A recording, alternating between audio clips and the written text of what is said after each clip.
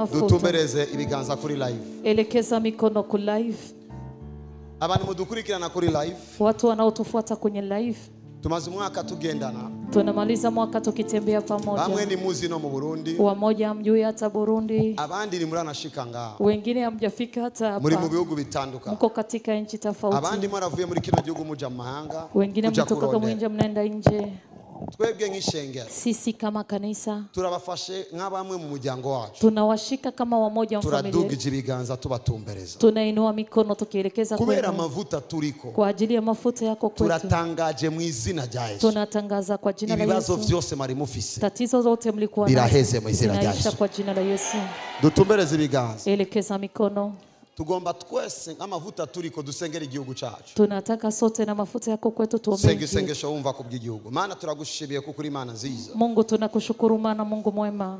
Turaje imbere yawe tuzi neza ko nabandi bazokurikira basengane natwe. Tunakuja mbele zetu tunajua wengine watafuata ombe pamoja nasi. Turasengeye kino gihugu ciza. Tunaombea nchi nzuri. Turatuye mu izina rya Yesu Kristo. Tunakiri kwa jina la Yesu. Ibikorwa by'abadayimoni vyose binanizwe. Kazi za mapepo zote zishindwishwe. Reka umwimbu ube mwinshi. Acha mavuno yawe mengi. Uzigama abaganza n'abaganzwa. Ulinde watawala na watawaliwa. Yesu uboneke mu mpande zose. Yesu uonekane pande zote. Uzigame umuntu wese. Ulinde kila mtu. Wahaya mabanga muri kino gihugu wereye ku mukuru w'igihugu. Alipewa kazi mwingi kuanzia kwa Ukore ivyo Imana ishoboye gukora. Utende yale Mungu anaweza akafanya. Utume ivyo ugomba biba ari vyo biba buri munsi. Usababishe mapenzi yako turasenze mu izina rya Yesu. Tunaomba kwa jina la Yesu. Amahoro yawe niyo dukeneye. Amen yako turayakeneye mu turere twose. Tunahitaji mahali pote. Kugira ngo uyu munyagihugu aroranigwe. Ili mwananchi awe sawa. Akore bigenda neza. Atende atumike vizuri. Turatuye kuri nosi y'u Burundi. Tunakiri katika ardhi ya Burundi. Yuko ivyayo bigenda neza. Yuko tugira umwimbu mwiza. Kandi ikibazo cyose kimaze igihe kirekire. Mbere n'ikibazo c'igitoro. Ndatangaje ko ivyo bibazo biraheze mu izina rya Yesu Kristo. Ishengero ryose turavuze amen. Kanisa lote tunasema amen. Dusengera imiryango. Tuombe familia. Mana turaje imbere yawe. Mungu tunakuja mbele zako. Twifatanije n'abaza kujana natwe mu gusengera imiryango. Tukiambatana wale watakuwa pamoja nasi kuombea imiryango itabagwe. Familia ziokolewe. Imiryango ibohoke. Familia zifunguliwe. Imiryango ihindurigwe. Familia zibadilishwe. Amateka y'abanahinduke. Maisha ya watu yabadilishwe. Nyagora ku ngoma mana. Bwana uishe mali pa kuinuka. Garura ubumwe mu miryango. Rudisha umoja. Garura umumvikano mu miryango. Garura urukundo mu miryango. Garura umubano mu miryango. Mu izina rya Yesu Kristo. Imiryango ibe ikitegerezwa kuba. Ugutera imbere kumwe. Ibiterambere rya bose. Ugufashanya no guhagarara hamwe mu miryango mu izina rya Yesu. Dusengera ishengero rya Yesu. Tuombe kanisa la Yesu. Mana turasengera Sabaoti n'ishengero rya Kristo Yesu mu Burundi no ku isi. Mungu tunaombea Sabaoti na kanisa la Kristo Yesu. Turasenze mu izina rya Yesu. Tunaomba kwa jina la Yesu. Ishengero rikomere. Kanisa liwe mu yera riganze. Ibidasanzwe bikoreke. Icyubahiro kikugarukeko.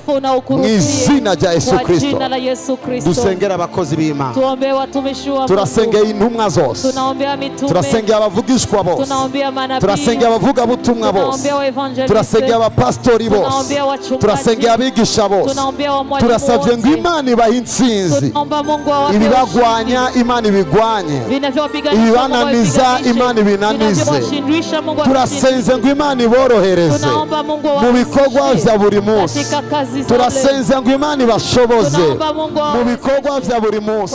Turasenze ngo Imana ibaduze. Bimenyekane ko ari Imana iduza. Mu izina rya Yesu Kristo. Mu izina rya Yesu Kristo. Mu izina rya Yesu Kristo. Dusengera abatarakizwa ngo bakizwe. Mana turaje imbere yawe.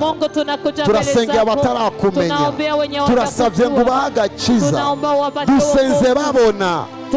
Kugira ngo nibakizwa bamenye ko wumvise ugusenga kwacu. Mu izina rya Yesu. Dusengera abagwayi bari mu bitaro. Mana turasengera abagwayi bari mu bitaro. Turakwinginze ngo bakize. Impfu zihunga ubuzima bwabo.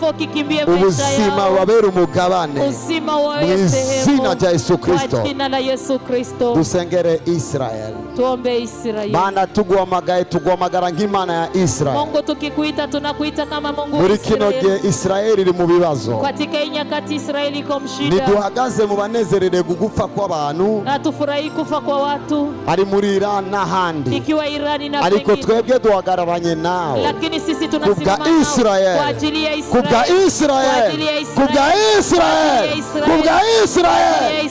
Jehova seruka. Kubwa Israeli. Kubwa Israeli. El Shaddai seruka. El Shaddai onekana. In Jesus name we pray. Izina rya Yesu turasenze. Nikomera amashi. Jipigieni makofi. Murasengeye prophet of Jesus now. Munamwombea nabii sasa.